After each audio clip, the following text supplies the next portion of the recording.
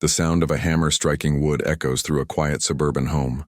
Ilara, a woman in her early 30s with a keen eye for vintage treasures, carefully pries open the back of an ornate, gilded mirror. The glass, fogged with age, reflects her determined expression as she works. The room around her is filled with antique furniture, each piece with its own story, but this mirror, this one feels different. She bought it at a dusty estate sale, the kind where forgotten objects whisper secrets to those willing to listen. The seller had been vague, almost evasive about its origins. "It's old," they'd said, "best left alone." But Ilara, ever the curious soul, couldn't resist. Now, as the last nail gives way, the back panel comes loose, revealing something unexpected, a faded photograph tucked between the glass and the wooden frame. Her breath catches. The mirror wasn't just a mirror, it was a time capsule. Ilara pulls the photograph free, her fingers trembling slightly. The image is sepia-toned, brittle at the edges. It depicts a young woman, her face half hidden in shadow, standing before the very same mirror. The resemblance is uncanny. Same dark hair, same haunting eyes. But the woman in the photo looks sad, trapped. Ilara flips it over. On the back, in elegant, looping cursive, are words. They watch, they wait. Don't look too long. A chill runs down her spine. She glances at the mirror, now propped against the wall, its glass shimmering faintly in the dim light. The reflection seems to waver, as if something is moving just beyond her sight. She shakes her head, blaming the flickering candle on the dresser. But the feeling lingers. This isn't just an antique. It's a warning. The house creaks around her, the old wood settling like a sigh. Ilara's mind races. Who was the woman in the photo? Why hide her picture here? And what did the words mean? She sets the photograph aside and turns her attention back to the mirror. As she wipes the dust from its surface, her fingers brush against something carved into the frame. She squints, angling the candlelight to see. Tiny, almost invisible letters spell out a name. Lilith. The name sends a jolt through her. Lilith. A figure from folklore, a woman said to be both powerful and cursed. Could it be a coincidence? Or was this mirror tied to something darker? A sudden noise from the hallway makes her freeze. Footsteps? No, just the wind rattling the window pane. Still, her heart pounds. She tells herself she's being irrational, but the air in the room feels heavier now, thick with unspoken history. She glances at the photograph again. The woman's eyes seem to follow her, pleading. Ilara's curiosity wars with her instinct to leave it alone, but she's never been one to back down from a mystery. She leans closer to the mirror, her breath fogging the glass. For a moment she thinks she sees something, a flicker of movement, a shadow where none should be. She blinks and it's gone, but the unease remains. This mirror isn't just reflecting her, it's showing her something else, something hidden. As the night deepens, Ilara finds herself unable to look away. The mirror seems to pulse with a quiet energy, drawing her in. She reaches out, her fingers hovering just above the glass, and then she hears it. A whisper, faint, distant, but unmistakable. A woman's voice, thin as a thread, saying her name. Ilara. Her blood runs cold. She stumbles back, knocking over the candle. The flame sputters, casting wild shadows across the room. The mirror's reflection distorts. The woman in the photograph now standing behind her, her mouth open in a silent scream. Ilara gasps, her mind reeling. This isn't just a story, it's happening, and she's just walked into the middle of it. The mirror shimmers, the glass rippling like water, and then, through the haze, she sees it, a glimpse of another time, another place. A grand ballroom, chandeliers dripping with light, and in the center a woman in a flowing gown. Lilith. But as the vision clears, Ilara realizes the woman isn't dancing. She's trapped, her eyes wide with terror, and standing behind her, just out of focus, is a figure, tall, cloaked, unseen. The mirror goes dark. Ilara stands frozen, her heart hammering against her ribs. The photograph lies face down on the floor, its message now terrifyingly clear. They watch, they wait, don't look too long. But it's too late. She's already seen. And now, they know she's here. The silence that follows is heavier than any sound. Ilara's breath comes in ragged bursts, each inhale feeling like she's drawing in the dust of decades. The room, once a sanctuary of forgotten treasures, now feels like a tomb, and she is the intruder. Her eyes dart from the dark, inert surface of the mirror to the photograph lying face down on the floorboards. Every instinct screams at her to run, to leave the mirror and its horrifying secret behind.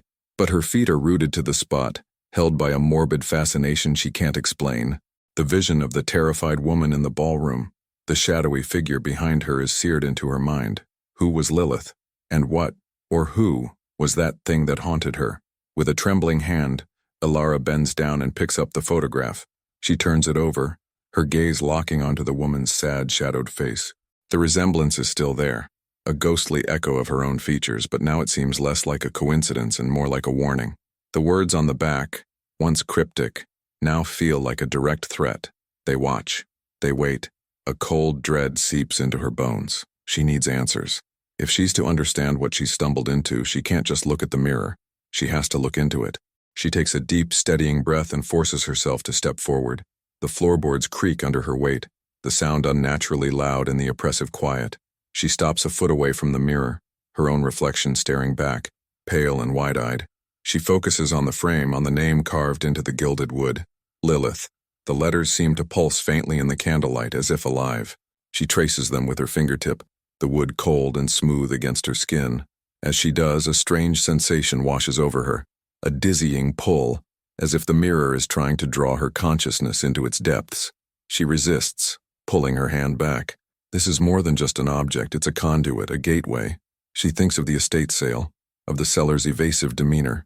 They hadn't just been selling an old piece of furniture, they had been passing on a curse, and she, in her endless curiosity, had accepted it without question. Her gaze drifts back to the photograph. There has to be more. Something she missed. She carries it over to the small desk by the window, laying it flat under the beam of moonlight filtering through the glass. She examines it closely, her eyes scanning every detail. The woman's dress, the style of her hair, the faint outline of the room behind her. It's the same room, she realizes with a jolt. The wallpaper, though faded, is the same pattern that peels from the walls of her own home. The mirror in the photo is the same mirror she now owns. This wasn't just taken in a room, it was taken in this room. The revelation sends a fresh wave of chills through her.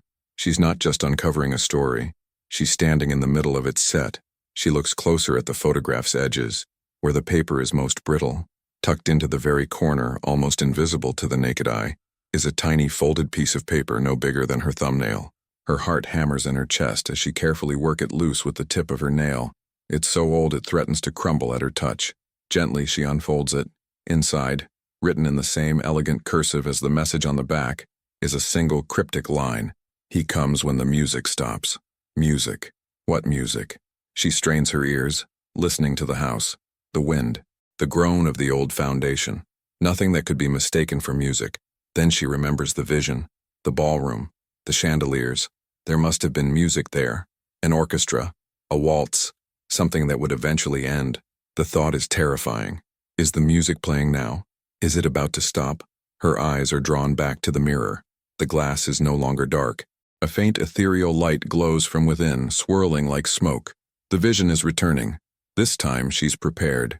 She steels herself, forcing her fear down into a pit in her stomach. She needs to see more. She needs to understand. She leans in, her face inches from the glass. The light intensifies and the scene from before begins to resolve. The grand ballroom. The terrified woman, Lilith, standing frozen in her gown. The music is there now. A haunting, melancholic waltz that seems to come from everywhere and nowhere at once. It's beautiful and sorrowful, and it fills Ilara with an inexplicable sense of grief. She watches, mesmerized, as the scene plays out. Dancers twirl around Lilith, their faces blurred and indistinct, like smudges of paint. They don't seem to see her. They don't see the figure, the tall, cloaked presence gliding silently towards her from the edge of the dance floor. It has no face, only a shifting void of darkness where features should be. Ilara's own heart aches in sympathy with the woman in the mirror. She can feel Lilith's terror, her paralyzing helplessness. It's as if she's experiencing it herself. The waltz grows faster, more frantic. The dancers spin in a blur of color and motion. The figure is closer now, almost upon Lilith. Its hand, a skeletal thing wrapped in shadow, rises to touch her shoulder, and then the music stops. The sudden silence is more deafening than the sound had been. The dancers freeze mid-step, their forms dissolving like mist. The ballroom fades, leaving only Lilith and the figure in a void of darkness. The figure's hand rests on her shoulder. Lilith doesn't scream. She doesn't move. She simply shatters. Her body fractures into 1,000 points of light, like glass, and is absorbed into the figure's cloak. The figure turns. Slowly, deliberately, it turns its headless face towards the glass, towards Ilara. She can feel its gaze, a cold, predatory awareness that locks onto her. It knows she's watching. It has always known. A voice slithers into her mind, not through her ears, but directly into her thoughts. It's ancient, dry, and utterly devoid of warmth. Another viewer, it whispers. The stage is never empty for long. The mirror goes black again. Ilara stumbles back, crashing into the desk. The photograph and the tiny note fall to the floor. She's gasping for air, her mind reeling from the psychic intrusion. It wasn't just a vision, it was an invitation, a performance, and she was the new audience member, chosen to take the place of the last. She looks at her hands, then at her reflection in the darkened window pane. For a horrifying second, she thinks she sees the tall, cloaked figure standing behind her. She spins around, but there's nothing there. Only the empty room, the silent furniture, and the gilded mirror, waiting patiently in the corner, waiting for the music to start again. The raw, animal instinct to flee is so overwhelming it almost buckles her knees. Run. Get out of the house. Throw the mirror into a dumpster and never look back. The thought is a beacon of sanity in a sea of encroaching madness, but Ilara's legs won't obey. She's trapped, not by physical restraints, but by the chilling realization that has taken root in her soul. Running won't work. The entity in the mirror, the thing that consumed Lilith, doesn't just live in the glass. It latched onto Lilith, and now it has latched onto her. The connection was forged the moment she looked too long, the moment she saw its secret. Leaving the mirror behind would be like trying to outrun her own shadow. Her gaze falls upon the two artifacts on the floor, the photograph and the tiny folded note. He comes when the music stops. The words are no longer a cryptic clue. They are a statement of law, a rule of this hellish game she's been forced to play. She now understands the terrible truth. The mirror is a stage, and the entity is the audience and the predator. The music is the life of the person it has chosen. When that life is over, when the music stops, the figure comes to collect the soul, to shatter it and absorb its essence. Lilith's music had stopped, and in some horrifying, inexplicable way, Ilara's had just begun to play. A new kind of fear settles in, cold and sharp. It's not the fear of immediate danger, but the dread of a long, drawn-out performance. She is being watched. Her every move, every thought, every flicker of emotion is being observed by the patient, hungry thing in the mirror. She is the new exhibit in its eternal private theater. Desperation claws at her. She can't just accept this. There has to be a way to break the connection, to change the ending of the story. Her eyes scan the room, searching for anything that might offer a sliver of hope. Her antique collection, once a source of joy, now seems like a gallery of witnesses, silent and complicit. Then her gaze lands on a heavy, leather-bound book on her shelf, a regional history of the town, purchased years ago out of a casual interest in local lore. Lilith. The name felt too specific, too folkloric to be a coincidence. Maybe the story wasn't just confined to the mirror. She practically lunges for the book, her fingers fumbling with the stiff clasp. The smell of old paper and leather fills her senses as she flips through the pages, her eyes scanning the dense text for any mention of the name. She passes chapters on the founding of the town, on the old mill, on the Civil War battles fought nearby. Nothing. She's about to give up, her hope dwindling, when a small italicized entry catches her eye near the back of the book, in a section titled, Local Legends and Unsolved Mysteries. The heading is simple, The Disappearance of Lilith Moreau. Her heart hammers against her ribs. She reads, her eyes devouring the words. Lilith Moreau was not a figure of ancient myth. She was a real woman, a talented concert pianist who lived in the very house Ilara now occupies in the late 1920s. The entry describes her as a prodigy, known for her captivating and emotionally charged performances. It mentions her unconventional beauty and her reclusive nature. She rarely left the house, preferring the company of her music. The book even includes a small, grainy photograph of her. It's the same woman from the hidden picture, her eyes holding the same deep, haunting sadness. According to the historical account, Lilith vanished without a trace in the autumn of 1928. The police investigation turned up nothing. No signs of a struggle, no ransom note. She was simply gone. The house was sold. Her belongings were auctioned off, and her story eventually faded into local legend, a cautionary tale told to spook children. The book ends with a chilling sentence. Some say Lilith's music was so beautiful it attracted an audience not of this world, an audience that refused to let the performance end. The words hit Alara like a physical blow. It's all true. The legend is a distorted memory of a real horrific event. Lilith wasn't just a random victim. Her talent, her passion for music, was what drew the entity in. The mirror wasn't just a random object. It was the focal point, the window through which the entity watched her. The grand ballroom in the vision wasn't a real place. It was a metaphor, a stage created from Lilith's own inner world, the world of her music. Alara feels a profound, soul-deep connection to the woman she never knew. She understands her loneliness, her devotion to her art, her terror. She's not just a successor in this curse, she's an inheritor of Lilith's tragedy. The emotional impact is staggering, a wave of empathy so powerful it brings tears to her eyes. This is the climax, the moment of human impact. It's not about the monster in the mirror, it's about the woman who was lost to it. A new resolve hardens within her, forged from sorrow and defiance. She will not share Lilith's fate.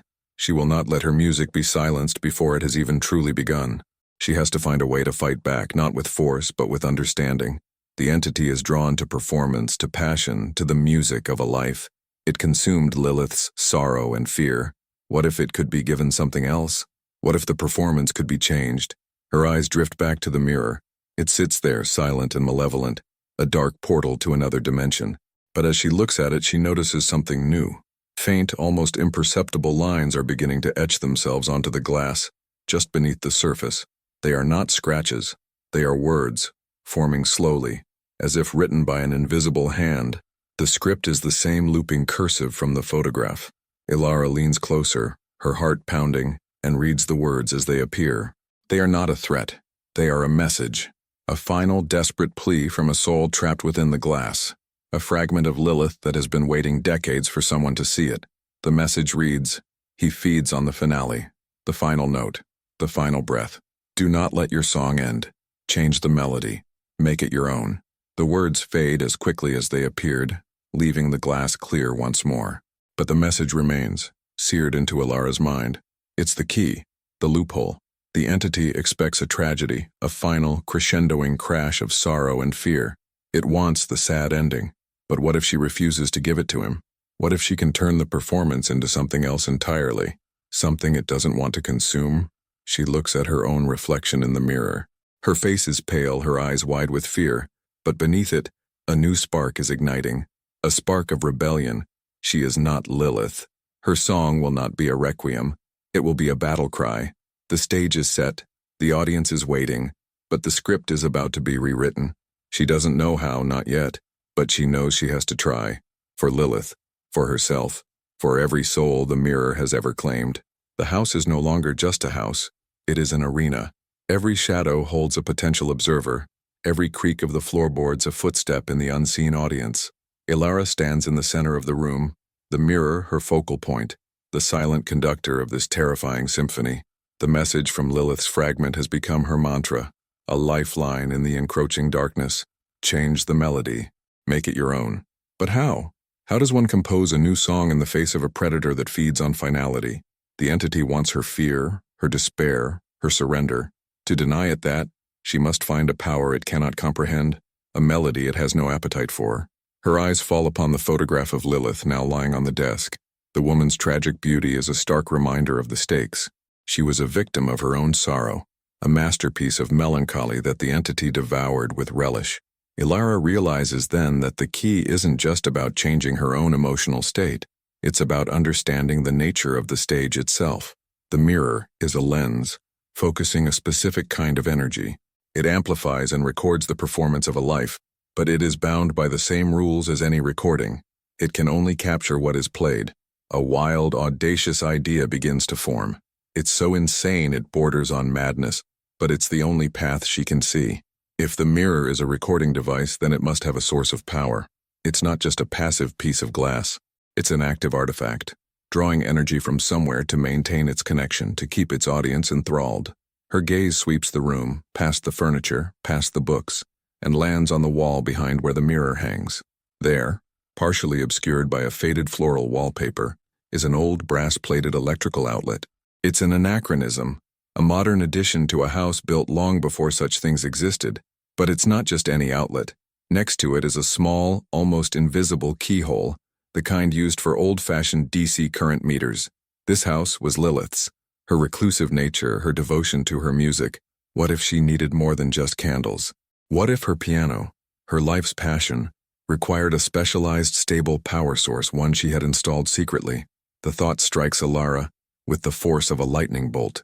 The entity didn't choose the house at random. It chose the source of power. The mirror isn't just drawing from the ambient energy of the house, it's plugged directly into its nervous system.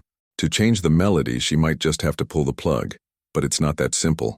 Simply cutting the power might enrage the entity, or worse, trap Lilith's fragment in a state of perpetual limbo. She needs to do more than just stop the music. She needs to replace it. She needs to overwrite the recording. Her eyes land on the one object in the room that doesn't belong. Her phone, lying discarded on the floor where she'd dropped it. It's a symbol of her modern world, a world of instant connection and endless information, a world the entity, a creature of shadow and memory, could never understand. An idea, born of desperation and a sliver of hope, crystallizes in her mind. She will give it a finale, but it won't be a symphony of sorrow. It will be a cacophony of light, a digital scream of life and connection so alien, so incomprehensible to its analog hunger, that it will have no choice but to recoil. With a renewed sense of purpose, Ilara moves. She finds the old circuit breaker box in the basement, a dusty, intimidating panel of switches and fuses.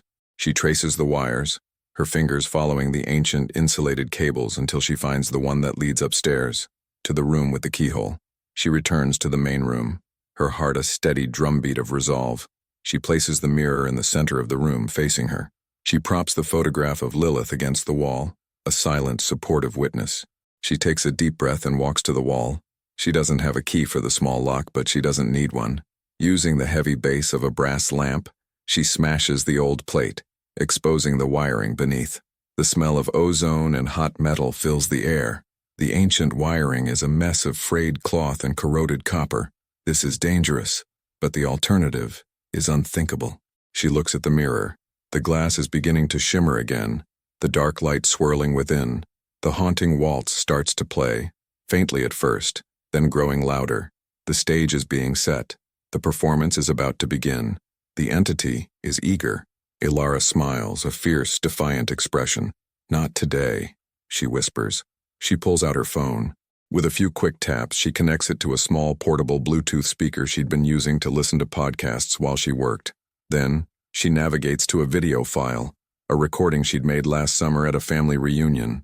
It's not a masterpiece. It's chaotic, loud, and filled with life. Children are laughing. Adults are shouting over each other. Pop music is blaring from a cheap radio, and the sun is glinting off a lake.